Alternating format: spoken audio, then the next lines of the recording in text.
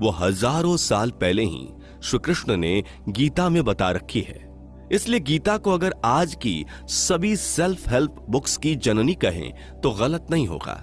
गीता में श्री कृष्ण मोटिवेशन नहीं देते, वो अर्जुन को सही और गलत का ज्ञान देते हैं। और जब अर्जुन को इस बात का पता चलता है कि उसके लिए क्या सही है, तो उसके अंदर युद्ध का मोटिवेशन खुद ही आ जाता है। इसलिए इस वीडियो में मैं आपको कोई मोटिवेशन नहीं देने वाला, मैं बस आपको गीता के 21 सबसे अनमोल सीख देने वाला हूं, जिनसे आपको इस बात का ज्ञान होगा कि जिंदगी में क्या चीज सही है और क्या गलत। तो बने रहिए वीडियो में अंत तक। गीता में भगवान श्री कृष्ण कहते हैं, जो सरलता से मिलता रहे उसका महत्व नहीं रह जाता। अक्सर खो देने के बाद ही समय, व्यक्ति और संबंध के मूल्य का आभास होता है। ईश्वर सिर्फ रास्ता दिखा सकते हैं, लेकिन उस पर चलना तो आपका काम है। और वास्तविकता में अगर आप चलना ही नहीं चाहते तो फिर ईश्वर को दोष देना गलत है। दूसरों का भला करने वाले मनुष्य को हमेशा कष्टों का सामना करना पड़ता है, क्योंकि फल देने वाले वृक्ष को भी हमेशा पत्थरों की मार सहनी पड़ती है। श्री कृष्ण कहते हैं, किसी इंसान के कुछ समय के बुरे व्यवहार की वजह से उसको हमेशा के लिए बुरा ना समझें। कभी कभी हालात बुरे होते हैं, इंसान नहीं। जब जल गंदा हो तो उसे हिलाते नहीं, बल्कि उसे शांत छोड़ देते हैं, जिससे गंदगी अपने आप नीचे बैठ जाए। उसी प्रकार जीवन में परेशानी आने पर बेचैन होने की बजाय शांत रहकर विचार करें, हल अवश्य निकलेगा। श्री कृष्ण कहते हैं, हे अर्जुन, तुम उसके लिए शोक करते हो जो शोक करने के योग्य नहीं है, और ज्ञान की बातें करते हो।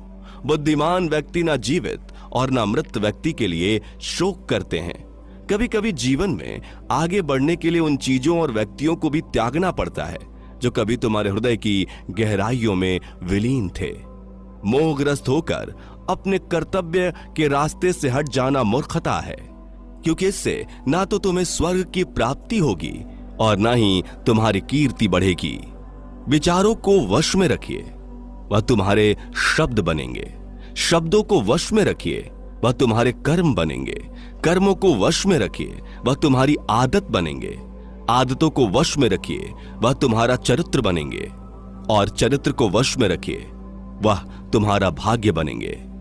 सहायता करना उत्तम कर्म है, परंतु सहायता करने से पूर्व इस बात की पुष्टि अवश्य कर लें कि आपकी सहायता से कैसे कार्य सिद्ध होंगे, क्योंकि अगर आपकी सहायता से कोई अधर्म होता है तो उसके उत्तरदायी अधर्म करने वाले से अधिक आप होंगे। पुराने गंदे वस्त्र उतारकर नए वस्त्र पहनाते समय एक छोटा बालक रोता है, किंतु मां उसके रोने की परवाह किए बिना वह वस्त्र बदलती है, क्योंकि वह जानती है उसके बालक के लिए क्या उचित है।